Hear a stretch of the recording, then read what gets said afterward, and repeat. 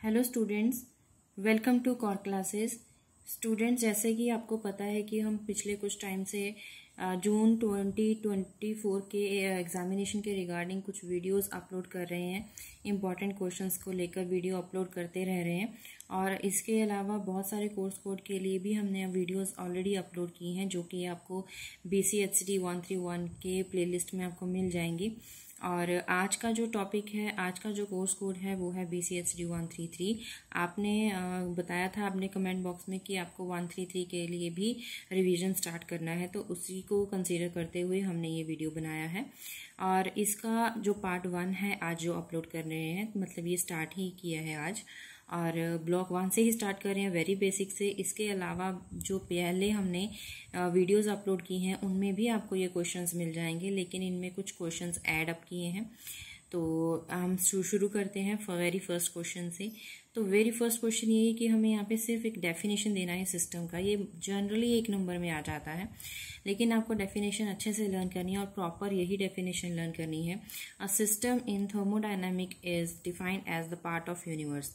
Actually जो system है, जिस चीज़ का भी हम कंसीडर, जिस भी किसी भी कंटेंट को हम, या किसी भी कंटेनर, या किसी भी ऐसा पार्ट यूनिवर्स का, कोई भी ऐसा पार्ट जिसको हम कंसीडर कर रहे हैं, या जिसके ऊपर हम वर्क कर रहे हैं, या जिसको भी हम यूज़ कर रहे हैं, वो ही एक सिस्टम होगा। फॉर एग्जांपल, अगर मैं कोई एक्सपेरिमेंट कर रही हूँ, तो अगर मैंने एक बीकर में कोई सोल्यूशन लिया, तो मेरे लिए वही क्या हो जाएगा, सिस्टम हो जाएगा।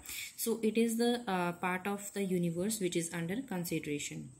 Next is homogeneous system. ये एक्चुअली जो सिस्टम है उसके 2 पार्ट्स होते हैं। One is homogeneous system and other is heterogeneous system. Homo का मतलब होता है सेम थ्रू आउट, एंड जो हेट्रो है उसका मतलब होता है डिफरेंट थ्रू आउट। तो होमोजीनियस सिस्टम और हेट्रोजीनियस सिस्टम का डेफिनेशन भी आ जाता है, या फिर उसको डायरेक्टली पूछ लिया जाता है डिफरेंस। तो इसका आपको जस्ट 1 नंबर में या 2 नंबर में आएगा, तो उसमें आपको इसका डेफिनेशन देना है विद एग्जाम्पल। तो यहाँ पे जो इसका डेफिनेशन है वो क्या है, homogeneous system actually it is a system, और यहाँ पे जिसका जो होमोजीनियस सिस्टम है उसके जो प्रॉपर्टीज़ रहती हैं वो पूरे सिस्टम में थ्रू आउट सेम रहती हैं, यूनिफॉर्म रहती हैं एक्चुअली। और हेट्रोजीनियस सिस्टम में ऐसा ज़रूरी नहीं है कि हमेशा सेम रहे, वो डिपेंड करता है कि वो कंडीशन क्या है, उसके अकॉर्डिंगली जो इसकी प्रॉपर्टीज़ होती हैं, खास करके जो फिजिकल प्रॉपर्टीज़ हैं वो चेंज हो जाती हैं। अगर एग्जांपल में अगर बात करें, अगर हम बीकर में एक सोल्यूशन लिया है, वाटर में हमने शुगर डिज़ोल्व किया है या वाटर में हमने सॉल्ट डिज़ोल्व किया है, तो वो हमें क्या दिखाएगा, एक होमोजीनियस मिक्सचर दिखाएगा, एक्वस सोल्यूशन, और ट्रांसपेरेंट सोल्यूशन हमें देखने को मिलेगा। और अगर हम बात करें हेट्रोजीनियस सिस्टम में, a beaker containing ice in water is a heterogeneous mixture. But अगर ये हेट्रोजीनियस मिक्सचर तो है, बट ये चेंज हो सकती है इसकी physical properties according to the condition. जैसे कि जो आइस है, it will be melt out in water with respect to time. Next is system की अलग से एक और प्रॉपर्टीज है based on its physical condition, that is open system, close system and isolated system. तो जो पहला है ओपन सिस्टम, उसका मतलब ओपन, जैसा कि word indicates that open system is the system if the boundary of the system and its surrounding allows the transfer of energy. अगर कोई भी सिस्टम है जिसमें जो बाउंड्री है और बाउंड्री ऑफ द सिस्टम और जो सराउंडिंग है, बाउंड्री और सराउंडिंग के बीच में एक्सचेंज पॉसिबल है, किस चीज़ का, एनर्जी का एज वेल एज मैटर का, तो वहाँ पे हम उसको क्या बोलेंगे, ओपन सिस्टम। मतलब कि सब कुछ ओपन है, आप यहाँ पे एनर्जी और मैटर चेंज हो सकता है। बट अगर क्लोज सिस्टम की बात करें, यहाँ पे जैसे कि हम वाटर को बॉईल करेंगे एक बाउल में और हम उसका लिड नहीं लगाएंगे, उसको ओपन रखेंगे, तो वो क्या हो जाएगा, हमारे लिए ओपन सिस्टम हो जाएगा। यहाँ पे एनर्जी का भी एक्सचेंज भी हो रहा है, उसके साथ साथ जो मैटर है, वाटर है, उसका भी एक्सचेंज हो रहा है। The system whose boundary that does not permit, वो परमिशन नहीं देता है किस चीज़ का, मैटर का एक्सचेंज का परमिशन नहीं देता है, फिर एनर्जी चेंज हो सकती है, उसको हम क्लोज्ड सिस्टम बोलते हैं। जैसे कि हमने एक वाटर बॉटल लिया है स्टील का, उसमें हमने वार्म वाटर डाला है, तो after some time it will be cold out. तो इसका मतलब क्या है कि उसमें ट्रांसफ़र हुआ है एनर्जी का, बट वाटर का अमाउंट वहाँ पे सेम रहेगा। आइसोलेटेड सिस्टम, अगर आप चाहते हो कि कोई ऐसा सिस्टम बनाया जाए जिसमें ना ही मैटर का एक्सचेंज हो और ना ही एनर्जी का एक्सचेंज हो, तो वहाँ पे हम क्या बनाएंगे, आइसोलेटेड सिस्टम। फॉर एग्जांपल हमने एक बीकर लिया है या उसमें हमने उसको क्लोज सिस्टम बनाया है, बट उसके जो सराउंडिंग के साथ उसका कनेक्शन पूरी तरह से काट दिया है, तो वो क्या बन जाएगा, आइसोलेटेड सिस्टम, जैसा कि आपकी थर्मस फ्लास्क होती है। अब नेक्स्ट क्वेश्चन है आइसोथर्मल प्रोसेस। अभी प्रोसेस क्या है, isothermal, which that name indicates, iso means same, thermal means temperature. अब कोई भी ऐसा थर्मोडायनामिकल प्रोसेस जिसमें जो टेम्परेचर है it remain constant through out the experiment. Constant का मतलब है अगर आप एक एक्सपेरिमेंट कर रहे हो 23 डिग्री सेल्सियस, तो वो पूरे जो एक्सपेरिमेंट के थ्रू आउट ये टेम्परेचर वही रहेगा 23 डिग्री सेल्सियस। अगर ऐसा प्रोसेस है तो उस प्रोसेस को हम बोल सकते हैं आइसोथर्मल प्रोसेस। आइसो का मतलब क्या है, सेम, और थर्मल का मतलब ही टेम्परेचर होता है। Next is adiabatic process. Adiabatic जो प्रोसेस है it is related to actually heat. Thermodynamical process जिसमें in which no energy is और हीट अलाउड टू एंटर और leave is known as adiabatic process. आगे एक न्यूमेरिकल है, न्यूमेरिकल क्या है, it is very important.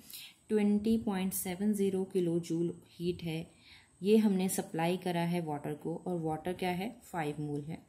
Temperature 25 degree Celsius है through out the experiment, it remains constant, it means it is a isothermal process. But हमने क्या किया, टेम्परेचर कांस्टेंट नहीं रखा है न्यूमेरिकल में, temperature increased 25 to 80 degree increase किया है। तो हम इसको इनिशियल टेम्परेचर T1 लेंगे और इसको फाइनल टेम्परेचर T2 ले सकते हैं।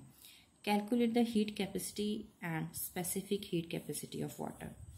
तो सबसे पहले हम गिवन लिखेंगे, ये हमारे पास क्या दिया है, हीट है, हीट को हम लिखते हैं Q के साथ, टेम्परेचर है T1 T2 और change in temperature is denoted by delta T, T1 minus T2 which is equals to 55 kelvin. तो जो हीट कैपेसिटी है उसको हम C के साथ डिनोट करते हैं। एक्चुअली जो हीट का फॉर्मूला रहता है वो C डेल्टा T होता है। तो यहाँ से हम इसको सिंप्लीफिकेशन करके हम ये फॉर्मूला लिख सकते हैं। यहाँ पे Q का वैल्यू डाला है, 55 केल्विन डाला है, टेम्परेचर डाला है, बट यहाँ पे किलो जूल है, इसीलिए हम क्या करेंगे, इसको जूल में कन्वर्ट करेंगे। किलो का मतलब 1000 है, तो 1000 से मल्टीप्लाई किया, हमारे पास ये फॉर्मूला आया। और यहाँ पे केल्विन है तो जूल पर केल्विन इसका यूनिट हो जाएगा हीट कैपेसिटी का। बट हमें इसके अलावा स्पेसिफिक हीट कैपेसिटी भी निकालनी है, लेकिन उससे पहले हम निकालेंगे मोलर हीट कैपेसिटी भी, हम यहीं पे निकालेंगे। मोलर का मतलब क्या है, हमें जो कैपेसिटी है, हीट कैपेसिटी है, उसको उसके मोल्स के डिवाइड कर देना है। मोल्स कितने थे वाटर का, 5, तो उसमें हमने 5 से डिवाइड कर दिया। स्पेसिफिक हीट कैपेसिटी क्या होता है, molar heat capacity upon its mass, molecular mass. अब स्पेसिफिक कैपेसिटी के लिए हमने मोलर हीट कैपेसिटी चाहिए, इसलिए हमने ये निकाला था। तो हमने यहाँ पे लिखा molar heat capacity upon its mass. ये मास कैसे निकाला है, H2O, आपको पता होगा कैसे निकालते हैं मॉलिक्यूलर मास, वो है इसका H2O। H इज यहाँ पे 2 है, it has mass 1 plus oxygen 1 है and it has actually mass 16। तो ये क्या हो जाएगा, 2 + 16 विच इज़ इक्वल्स टू 18। तो उसके साथ डिवाइड करने के बाद हमारे पास ये आंसर आ जाता है। Next question, zeroth law of thermodynamics. अब ये जीरोथ लॉ क्या बोलता है, अगर हमारे पास हम कंसीडर करें हमारे पास 2 थर्मोडायनेमिक सिस्टम है, उसका नाम हम रख लेते हैं से A एंड B, और both the thermodynamic system are in thermal equilibrium with a third thermodynamic system C. A and B एक ऐसे thermodynamic system है जो C के साथ, A and B C के साथ thermodynamic equilibrium में है। Suppose मतलब कि A भी C के साथ equilibrium में है और B भी C के साथ equilibrium में है, दोनों ही। तो अगर ऐसा है तो हमें रिजल्ट में क्या मिलता है, तो A और B भी आपस में, they both are in thermal equilibrium with each other. ये बोलता है जीरोथ लॉ। क्या बोलता है, अगर ये एक सिस्टम है thermodynamic system A and B, A भी C के साथ थर्मोडायनामिक इक्विलिब्रियम में है, A C के साथ है, और B भी C के साथ ही थर्मोडायनामिक इक्विलिब्रियम में है, तो हम ये बोल सकते हैं कि ये दोनों आपस में भी thermodynamic equilibrium में होंगे। That is called zeroth law of thermodynamics. If two thermodynamic system A and B are in thermal equilibrium with any third thermodynamic system C, then the two thermodynamic systems A and B are also in thermal equilibrium with each other. इसी के साथ first law के बहुत सारी definitions हैं, actually different definitions हैं। Total energy of universe is constant. Another definition is, it is not possible to construct a machine which will be 100% accurate. The internal energy of an isolated system समझते होंगे आप, उसमें जो internal energy change है, internal energy है वो constant रहेगा। Internal energy constant रहने का मतलब क्या, वहाँ पे एनर्जी का एक्सचेंज नहीं होगा क्योंकि वो आइसोलेटेड सिस्टम है। अगर एनर्जी चेंज ही नहीं हो रहा है तो चेंज इन एनर्जी क्या हो जाएगा, zero. Delta U of system is zero. Next numerical, 380 joule of heat was supplied to a thermodynamic system. ये हीट है, क्यू का वैल्यू होगा ऑब्वियसली।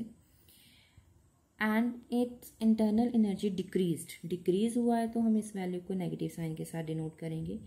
हमसे क्या पूछा है कि अगर हम इतना हीट अप्लाई करेंगे किसी भी सिस्टम पे और इतना इंटरनल एनर्जी वहाँ पे है, डिक्रीज करा है, तो क्या work done, was any work done destroyed और नॉट, डिस्ट्रॉय होगा कि नहीं होगा, वो हमें कैसे पता चलेगा।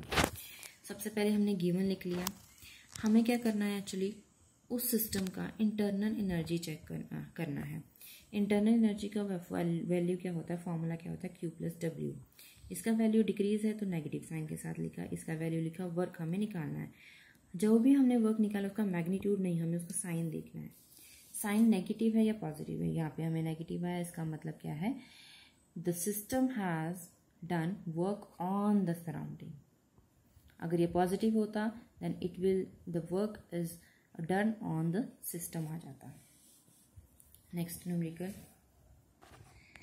अ certain amount of organic compound, it is combusted in bomb calorimeter. Fixed volume है उसका, जिसका हीट कैपेसिटी गिवन है। Temperature of calorimeter is increased from T1 to T2, वो हम चेंज निकालेंगे डेल्टा T माइनस करके। हमें निकालना है हीट जनरेटेड बाय रिएक्शन। तो हमें क्या करना है, मैंने बोला था Q = C डेल्टा T होता है, तो Q हमने वही निकालना था और Q क्या होगा, दोनों का वैल्यू का प्रोडक्ट ले लेंगे तो हमारे पास आ जाएगा amount of heat generated by the reaction. Next question is derived relationship between Cp and Cv. Actually Cp क्या है, specific heat capacity at constant pressure, specific heat capacity at constant volume. It is equals to differentiation form dH/dt at constant pressure, du/dt at constant temperature. Equation number 1 and equation number 2. But according to the first law, according to the ideal gas equation, which is equals to PV is equals to RT, तो हमारे पास H value क्या होती है, U + PV। तो यही value हम यहाँ पे सब्स्टिट्यूट कर सकते हैं RT। ऐसा हमने क्यों किया, क्योंकि हमें यहीं से रिलेशन क्रिएट करना है। हम क्या करेंगे, differentiate both side with respect to T, equation number 3। तो यहाँ पे हो जाएगा dH/dt, ये हो जाएगा du/dt + R। तो ये जो हमने डेफिनेशन पढ़ी थी वो Cp की थी इक्वेशन नंबर 1 से, ये आ जाएगी फ्रॉम 1 and 2। और ये इक्वेशन किसका था, फॉर्मूला Cv का + R। इसका मतलब दोनों का जो ये इस साइड जाके माइनस हो जाएगा, इन दोनों का जो डिफरेंस है वो एक कांस्टेंट आता है R। तो इसके साथ आई थिंक मैंने ब्लॉक 1 तो कवर कर दिया है और कल जल्दी ही इसकी वीडियो, कल ही कोशिश करेंगे कि ये वीडियो जल्दी ही आपके साथ इसका सेकंड पार्ट भी अपलोड कर दिया जाएगा। आई रिक्वेस्ट कि अगर आप इस चैनल पे फर्स्ट टाइम विजिट कर रहे हो तो प्लीज़ इस वीडियो को लाइक कर दीजिए ताकि जो भी नोटिफिकेशन आए, इंपॉर्टेंट क्वेश्चंस की जो भी वीडियो अपलोड होगी वो आपके साथ शेयर कर दी जाए। आपको अगर ये नोट्स बनाने हैं तो इसके नोट्स लिखने की भी ज़रूरत नहीं है, आप इसको आप वीडियो पॉज करके भी इसको स्टडी कर सकते हो। और अगर आपको नोट्स बनाने हैं तो आप वीडियो को पॉज करके इसके ऊपर प्रैक्टिस कर सकते हो। If you have any doubt you can left message on the comment box. तो अगर आप इस वीडियो को लाइक कर दीजिएगा अगर आपको ये सेशन पसंद आए। अगर थोड़ा सा भी इसमें कुछ समझ आता है टॉपिक तो प्लीज़ इस वीडियो को लाइक ज़रूर कर दीजिएगा, और कोई डाउट है तो आप हमें पूछ सकते हैं कमेंट बॉक्स में। नेक्स्ट वीडियो में जल्दी ही मिलेंगे। Thank you.